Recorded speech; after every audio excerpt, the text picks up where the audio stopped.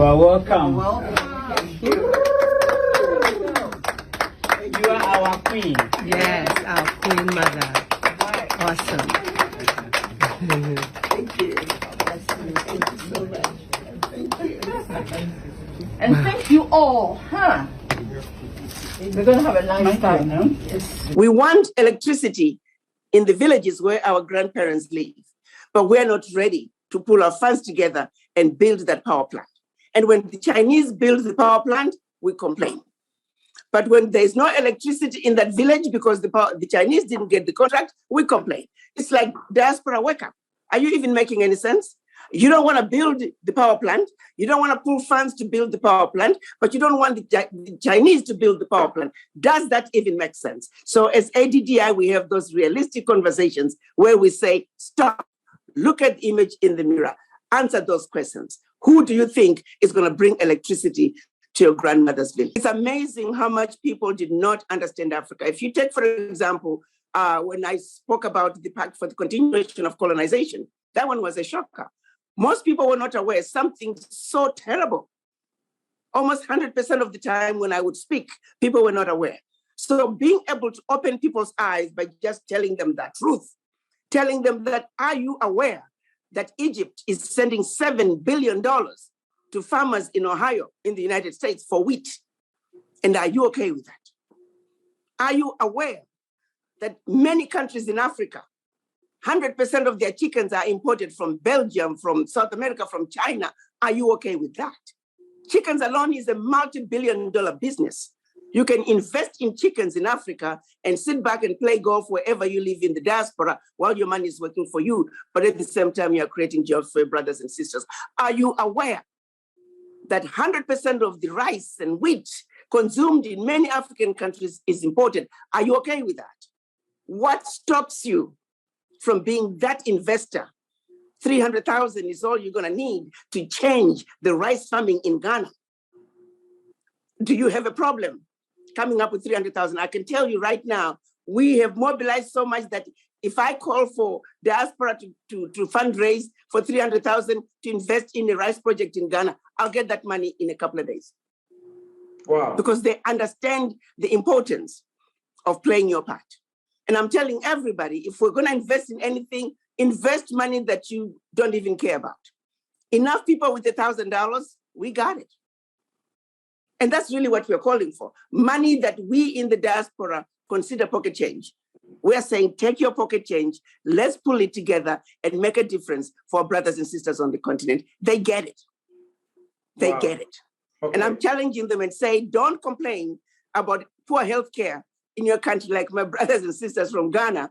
I said, there are more of us in New York City alone than in the entire country of Ghana, doctors.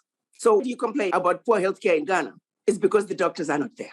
So let's be realistic. ADDI is bringing common sense, facts, and really continuously exposing the diaspora about what is really going on in Africa, and refuse to be thrown a shiny object and after the shining object when the real fact are in the opposite direction, which is what we have done, or rather, which is what has been done to us for centuries. That has got to change. ADDI, we're changing that paradigm. There's a paradigm shift, and we're teaching and educating the people about what is really going on in Africa.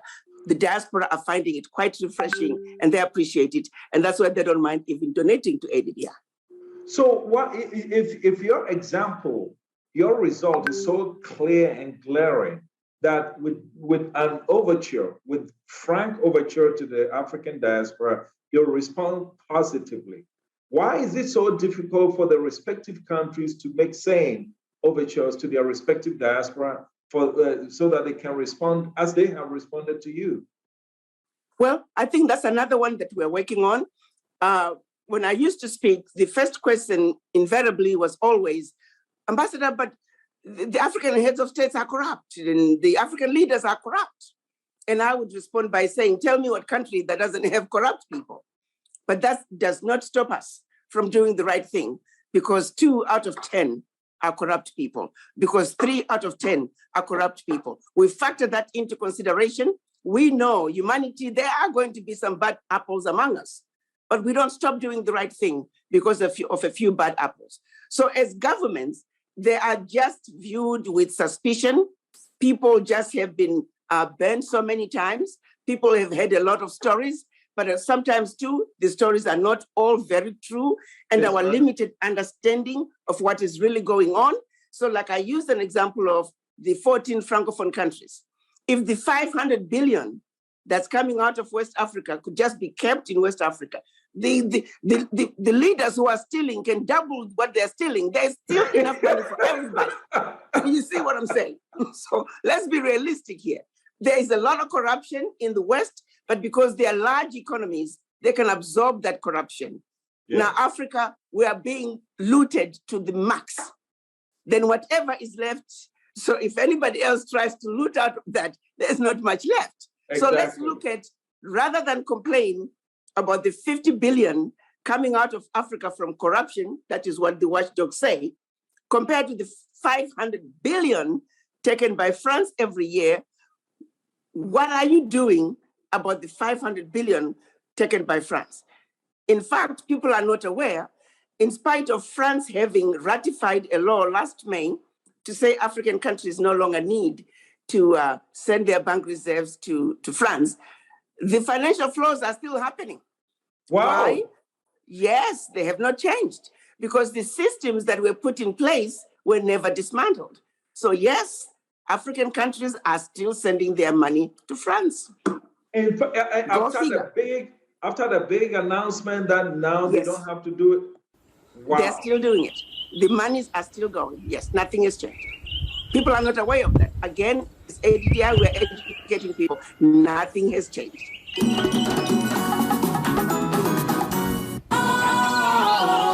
Our failure to look them in the face and demand that they do what's right. If I may give you an example of something that just burns me up. Today, as we speak, thousands of remains, body parts of our ancestors are in jars, in basements throughout Europe. Why have we not succeeded at demanding that they be returned for proper burial? Thousands of priceless artifacts are littering museums throughout Europe. Many more are in basements. Why haven't our ministers of culture collectively come together and told Europe once and for all, we are not going to engage you until this wrong is righted? Why haven't the ministers of finance gone to the World Bank and challenged them and said, look at how much these loans have been paid a gazillion times over? They know the truth.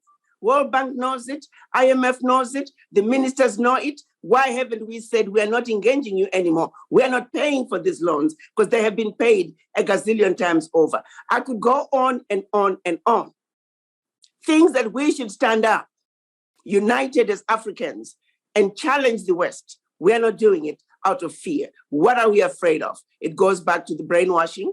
It goes back to where we were automatically trained and programmed to feel inferior and also believe that what the West does is better and that what we do is not as good and is not as desirable. So we have some work to do, and that means a serious conversation with the image in the mirror. Really, really organized. We put out the call. We told the diaspora, the building of the Africa we want is our responsibility, ours and ours alone. We also made it very clear and made a case to the African diaspora that if we do not join our brothers and sisters on the continent, the building of a sustainable Africa will always be but a dream. We also made a case to the diaspora that whether we like it or not, the reality on the ground is no amount of money put into Africa for healthcare, for education, for agriculture is going to deliver the results that we want. Why? The capacity that is required is simply not there. To put things in perspective, if all the African diaspora doctors from around the world were to go to Africa today, we are lucky if we make about 40% of the need. Africa today needs about 1.4 million doctors. We are nowhere near. We don't even have 500,000. Ghana, for example, Google it. How many neurosurgeons are in Ghana? It's about 15. 15 neurosurgeons to service 31 million people. How insane is that? You have ridiculous numbers like that, where you have a country that have one doctor for 100,000 people. But that's the reality in Africa. So how do you improve healthcare? How do you improve education when the educators are all outside Africa? That is the case we made to the African diaspora, to say the reality is we, the ones to whom much is given, much is expected. We have a responsibility to look back and join our brothers and sisters on the continent and build a sustainable Africa. Capacity building is where it begins, which is why the Wakanda One City of Return is going to be pillared on education and training and training and training the capacity that is needed. Short of doing that, Africa is going to be built by others who have no intentions of bringing sustainability. It's going to be built by those whose only objective is to extract what they can extract out of Africa, something they have done for centuries. Okay, so now you build them by bringing 160 people on this trip, and the number that you've been able to galvanize on the ADDI website, it is clear that the African diaspora is responding to your call. Now, what about those at home? I know for this trip to have happened, you must have had very good, collaboration with the locals in Ghana. But the story is not always the same. So how were you able to pull that off? Well, as far as the diaspora are concerned, the majority of the professionals who are members of ADDI, they're able people. So this trip was not cheap. It's about $4,000 per person, to cover the ticket and the accommodation and all that. So you're looking at people who have the means, the people who are able. And as far as the situation on the ground, being that we were invited by the Kingdom of Asebu, a lot of the groundwork was done by the kingdom. And then to put an end